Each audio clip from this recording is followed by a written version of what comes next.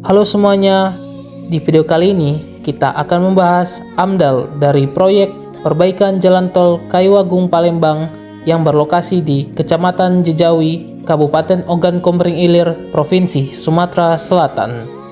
Proyek perbaikan jalan tol Kayuagung Palembang ini dilakukan untuk memperkuat struktur lapisan perkerasan yang lama yang sudah rusak dikarenakan kondisi tanah rawa di area proyek ini dengan mengganti struktur perkerasan menjadi jembatan slab on pile dan meninggikan elevasi permukaan jalan menggunakan metode racing dengan bahan agregat berpengikat semen. Proyek ini bertujuan untuk meningkatkan kualitas jalan tol agar nyaman dilalui pengendara. Assalamualaikum warahmatullahi wabarakatuh. Perkenalkan, nama saya Richard Philip Padamen Huta Barat. Saya Wahyu Tito Wideksono. Kami dari tim magang proyek perbaikan jalan tol Kayuagung Palembang.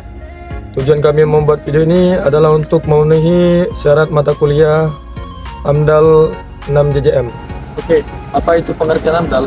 AMDAL adalah kajian mendalam mengenai dampak besar dan penting suatu rencana usaha atau kegiatan terhadap lingkungan hidup di Indonesia. AMDAL wajib dibuat sebelum proyek berjalan sebagai dokumen kelayakan lingkungan dan syarat perizinan berusaha untuk mencegah kerusakan lingkungan dan konflik sosial. Tujuan AMDAL yaitu 1. Mencegah dampak lingkungan. Yang kedua, integrasi aspek lingkungan. Yang ketiga, mendorong pembangunan berkelanjutan. Yang keempat, mendorong partisipasi publik. Dan yang terakhir, menjamin kepatuhan hukum. Prinsip dasar AMDAL itu ada preventif, yaitu mencegah sebelum terjadi dan dilakukan sejak tahap perencanaan. Ada juga partisipatif, melibatkan masyarakat terdampak dan meningkatkan legitimasi sosial. Dan juga transparansi, yaitu dokumen dapat diakses publik dan meningkatkan akuntabilitas. Ilmiah dan objektif, yaitu berbasis data dan metode ilmiah. Dan yang terakhir itu keterpaduan lintas sektor, yaitu lintas disiplin dan sektor. AMDAL dalam proyek konstruksi diatur dalam Undang-Undang Nomor 32 Tahun 2009 tentang Perlindungan dan Pengelolaan Lingkungan Hidup yang kini telah disesuaikan melalui Undang-Undang Cipta Kerja. Fokus utama AMDAL jalan dan jembatan yaitu 1. Perubahan tata guna lahan, 2. Hidrologi, udara, dan kebisingan, 3. Dampak sosial dan ekonomi masyarakat. Ruang lingkup AMDAL terdiri dari 1. Tahap perencanaan, 2. Tahap konstruksi, 3. Tahap operasi dan pasca operasi. Di sini kita sudah bersama pihak HSE dari proyek perbaikan jalan tol Kayuagung Palembang, yaitu Pak Yosi. Pertanyaan saya gini Pak, dampak yang ditimbulkan dari proyek perbaikan jalan tol Kayuagung Palembang selama ini apa saja Pak dampaknya, mulai dari dampak lingkungan sampai dampak yang sudah mungkin ada sebagian orang yang sudah dirasakan, dan apa solusinya Pak?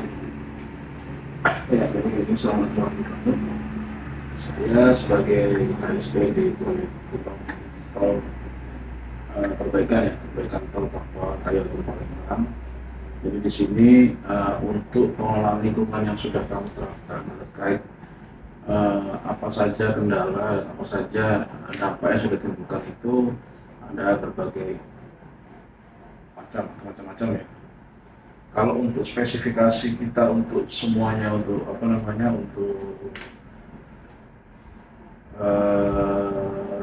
terkait dampaknya itu ke masyarakat tidak ada, karena kebetulan jalan tol yang kita lalui ini mayoritas dia berada di area lahan terbuka atau bukan berada langsung di area pemukiman. Jadi dampaknya itu mungkin lebih ke lingkungan. Nah, sebenarnya kalau untuk dampak lingkungan ini salah satunya kami sudah menyiasati terkait juga dengan pengelolaan lingkungan ya, sudah kami lakukan, dan komitmen kami di perusahaan terkait pengelolaan lingkungan kami sudah melakukan beberapa hal. Contohnya sebelum mulai pekerjaan pasti di proyek itu ada AMDAL, karena dampak lingkungan. Nah, dalam AMDAL itu pasti sudah terinci ya. Jadi lingkungan kerusakan lingkungan yang akan dampak kerusakan lingkungan yang akan dialami oleh lingkungan itu sudah ada dalam AMDAL. Nah, patokan kami di situ saja. Jadi setiap bulan itu, setiap tahun itu kami itu ada pelaporan tentang upaya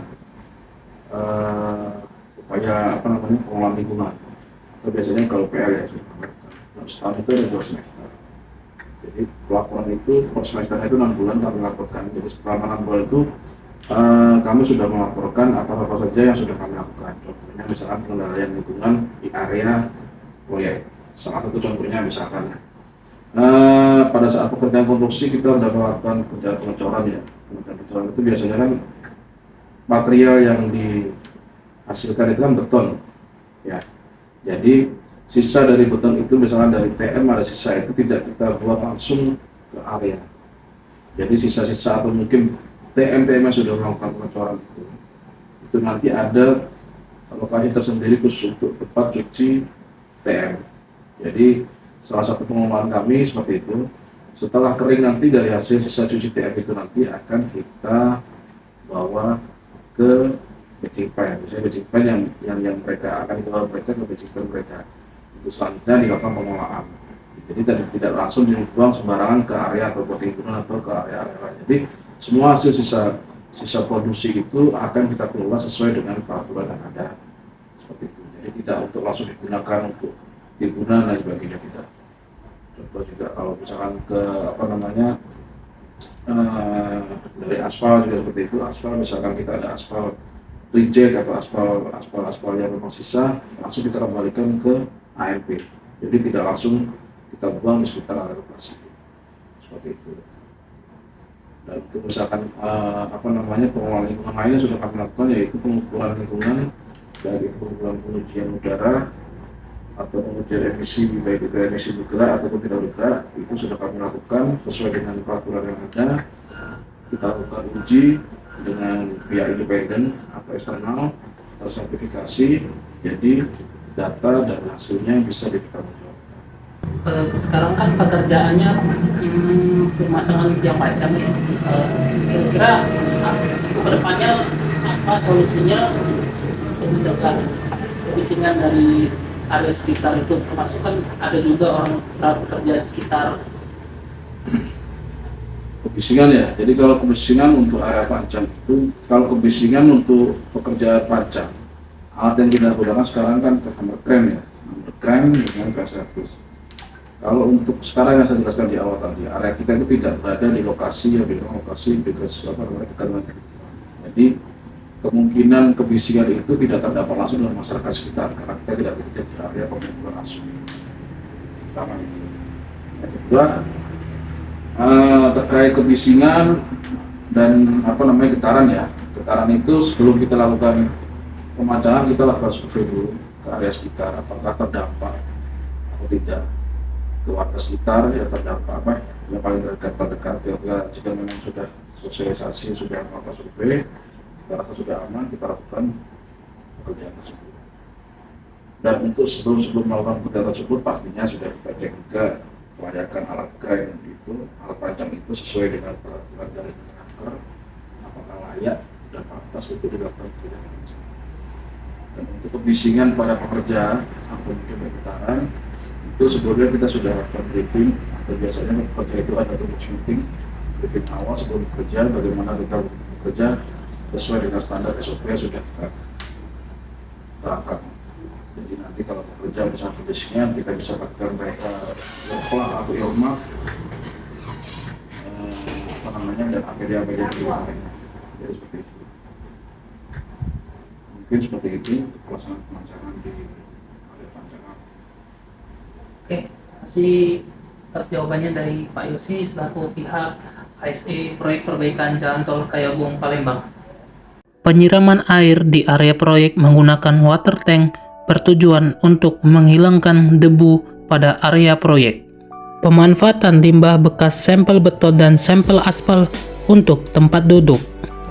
Kesimpulan analisis dampak lingkungan dari proyek perbaikan Jalan Tol Kayu Agung Palembang yaitu dapat disimpulkan bahwa proyek ini secara umum memberikan dampak positif yang signifikan terhadap peningkatan kualitas infrastruktur transportasi, kelancaran lalu lintas, serta mendukung pertumbuhan ekonomi regional di wilayah Sumatera Selatan. Namun demikian, Kegiatan konstruksi yang sedang berlangsung juga menimbulkan beberapa dampak lingkungan penting, antara lain peningkatan kebisingan dan getaran, penurunan kualitas udara akibat debu dan emisi alat berat, potensi gangguan terhadap sistem drainase terutama pada area rawa, serta risiko gangguan terhadap flora dan fauna lokal. Selain itu, terdapat pula dampak sosial berupa gangguan kenyamanan pengguna jalan dan masyarakat sekitar selama proses pekerjaan berlangsung. Secara keseluruhan, proyek perbaikan Jalan Tol Kayu Agung Palembang dinyatakan layak secara lingkungan dengan catatan seluruh rencana pengelolaan dan pemantauan lingkungan dilaksanakan secara disiplin dan berkelanjutan.